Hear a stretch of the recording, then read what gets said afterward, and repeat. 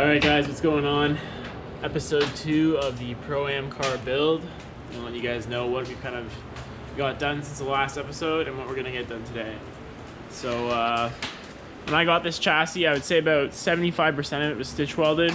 Obviously where you stitch weld and what you do is kind of also subjective as to like who's building the car. But finished up some of the engine bay stitch welding, as well as both the rear inner fender wells and underneath the car as well. So all up in here, back in this corner. So that's all done. Pretty pumped on that. I got the subframe in here just because I need it for test fitting some stuff. Fire's hot, she's cooking. It's like -18 today.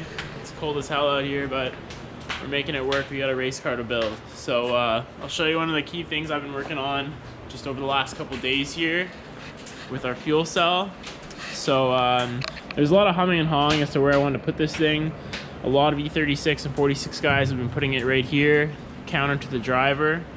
Ideally, I would have liked to have this sunk lower into the rear seat section, but as you can see with this cell, being that it's an 8-gallon, if I sunk it any lower, we'd be into my drive shaft. Obviously, I could have gotten a 5 or 6 gallon cell. I know Radium makes a 6-gal, ATL offers a 5-gallon, but I just really didn't want to go any smaller than an 8-gallon, just because I don't want to be dealing with that all the time. So this position here is as far over to the outside of the car as we can get it, and as low as we can get it. I'm still pretty happy with it. You know, sometimes you got to make those compromises. I didn't want a smaller fuel cell, so with the 8-gallon, this is the best spot to put it. A lot of guys run them up here too, and I'm not, totally opposed to that. I get that the weight is over the subframe when you put it there, but for me, I wanted to be able to run the Part Shop Max strut tower brace, and the cage is coming back here as well, so I didn't want to kind of have everything cluttered in the way back there. And I definitely didn't want to run it back in the tube section, mainly for 2 reasons. One, because I want to keep nothing important back there. I want to have a very simple tube rear end. And I also didn't want any weight past the rear axle of this car. I wanted to keep most of the weight either on top of or slightly in front of the rear suspension setup in this car, just for transitioning. And these cars, unlike an S chassis with 5-link, they tend to transition a little bit slower in my opinion. So I want to do everything I could to, mitigate that issue and keep weight in front of rear end. So as you guys can see, what I've done is I've got the fuel cell structure all welded in. There's the cage for the cell, and then it's just mounted into the chassis just with square tube. Everything's nice and level, and what I've been doing now is just sheeting it in. So this front piece here, that's all burned in. This side piece is tacked up. You can see it kind of just follows the contour of the floor. I've been welding it in from the back side actually, so I found that it looked a little cleaner. And a homie actually hit me up after I did this and suggested that I should have maybe like plug welded it, like spot welded it in. Maybe I should have done that, but we're here now. And this is how it is. So I'm gonna weld this section in, then we're gonna make another piece for the back here, as well as the side, and then the fuel cell should be good. Other fab work, gonna order tube for the rear, as well as just gonna be kind of cleaning up this cut and just sheet metaling this back section here, plating these in preparation for the rear end. And by that point, hopefully our cage is here. I ordered the cage I think 3-4 weeks ago, and Chair Slayer I know has been super busy, and it says on his website it's usually like 4 to 6 weeks lead time, so that's all good. We're still in that window, and by the time all the chassis fabric is done, the cage should be here. You can bang that out, and then this thing's good to go. So let's get this box all welded in and burned in, and we'll go from there. All right. We got the fuel going. Got my man, Spaducci 5000. That number keeps going up. Like I said, we got the cage kits in here. Just getting everything kind of prepped. Prepping all the tubes, getting like main hoops sorted. all the stuff that's gonna have to go in first. All the boxes, base plates, prepped and ready to go. This stuff's actually pretty cool in terms of how it fits. You can see that's a base plate there for the back bars coming down. It's pretty nice actually how it all fits up. It takes a lot of the guesswork out of it, a lot of the time. So yeah, it's cold as hell. I had to break into my own shop today to get in here. I'll give you guys a quick peek of what outside looks like. This is building race cars in Canada. That's Peter's car. There's Cason's car. And there's something else back there I haven't told you guys about yet, but it's gnarly out here, man. Boys in Florida can't complain, eh? Yeah. So we're getting after it, and I'll like show you guys kind of the progress of the cage here as we get along with this CageKits thing. All right, guys. So we're a couple hours into CageKits and chill, and it's honestly going pretty well. I wasn't sure. I heard mixed things about the CageKits before I got it, just in terms of fitment and consistency of fitment. But I'm pretty pumped on this. So what we got going down right now is the main hoop is in. The two rear bars that come down are tacked in, but they're probably gonna have to be removed for us to drop the cage, but they're just in there right now, just so we can kind of have as much things in the cage as possible before dropping it. Lower door bar here is in. Super nice fitment, really tight, pretty much resting on lower door sill. These are all these notches that are like laser etched into the tubes that are guidances for where every tube should go. So that makes it super handy. We just had top door bar in as well. But we're taking that out just to clean it up. Boxes are tacked in, but that's gonna get cut so we can drop cage. I'm thinking that with the way this E46 is set up with this shelf here, this main hoop is actually gonna slide down. This gives us about 5 inches or so. And then when we cut out the box, that should give us about the same. And that should be just enough room for us to weld all the way around the top of these tubes. So that'd be killer if that works out. So yeah, dash bar is in but not tacked. It's just pressed in there to set distance left to right, as well as the top bar. And there's also like a support that goes from here to here.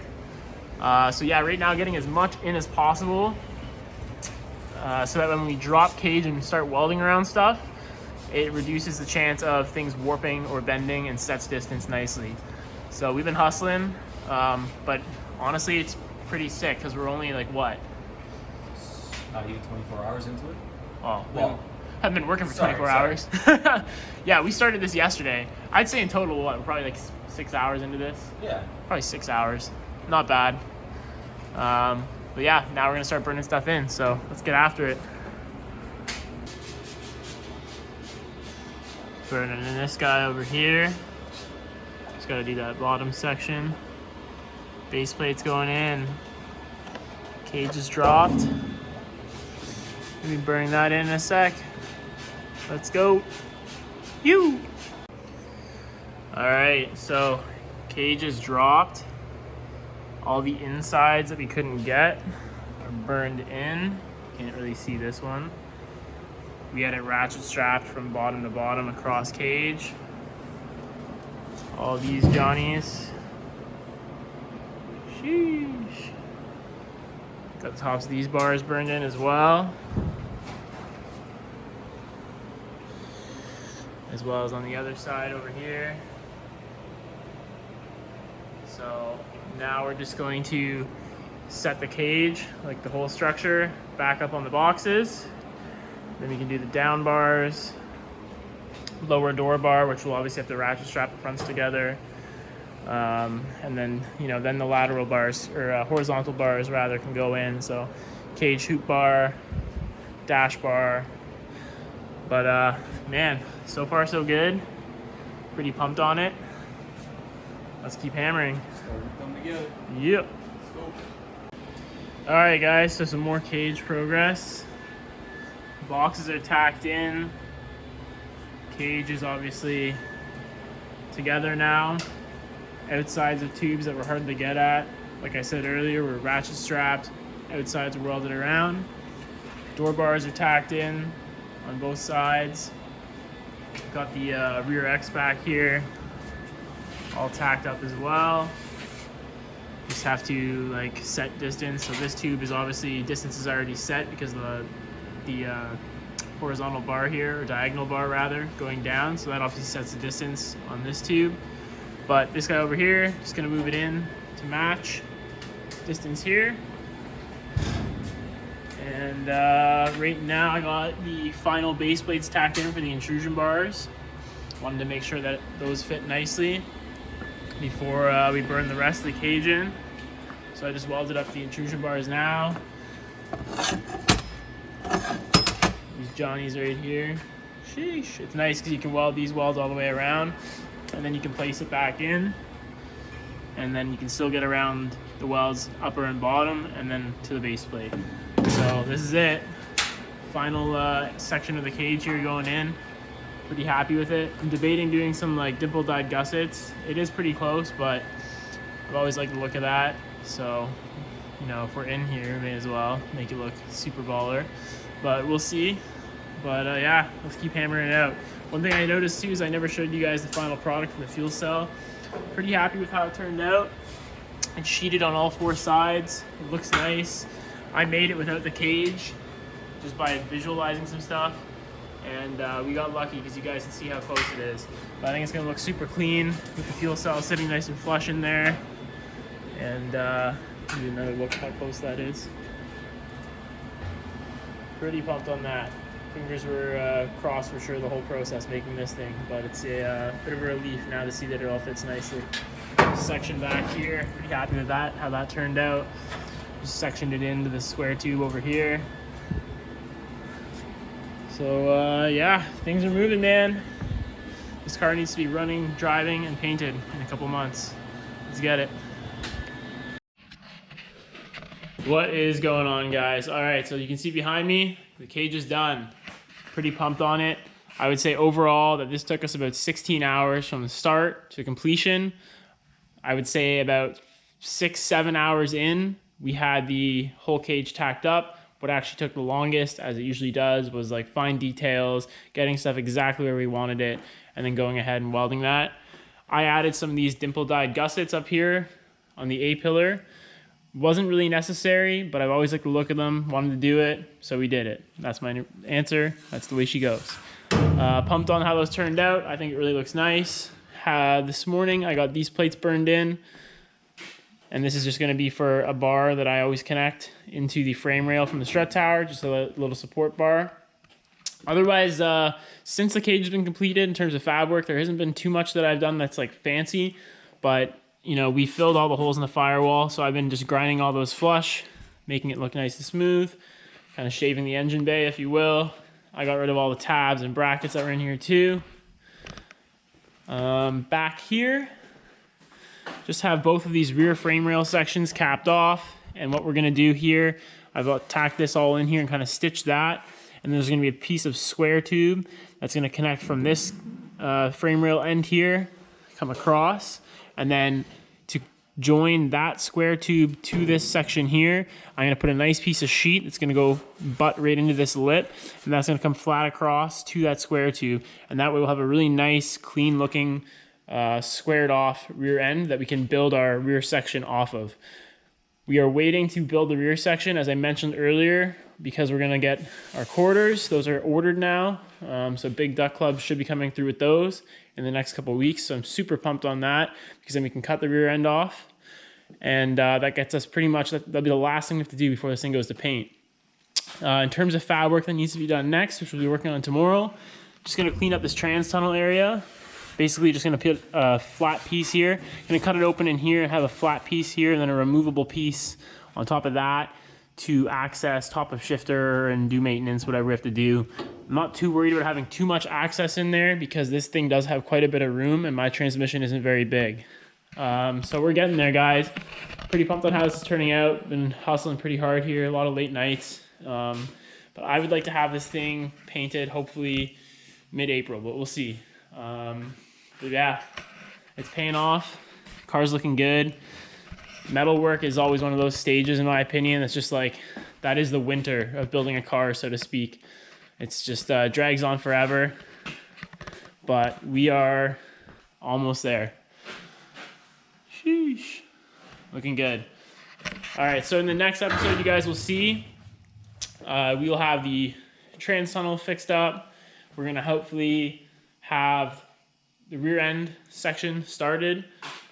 And even before then, actually, what you might see is we're gonna start test fitting seat, wheel. We gotta make a mount for the steering rack. Obviously the factory mount is still there, but we gotta make a tab or something to connect it to the dash bar. We're gonna fit dash. Basically get all that stuff going. Gonna test fit hydro, make a mount for the hydro while the seat's in, so all the ergonomics of the vehicle are super killer and where I want them to be and comfortable. And then we can pull everything out and then we know everything is test fitted. So that'll be nice. Excited to get that done. Really, it's not gonna need much because everything I built for this car came out of the old car and there wasn't too much modification. I will have to hammer a little bit in here, but otherwise everything should bolt up gravy. So we'll catch you guys in the next video.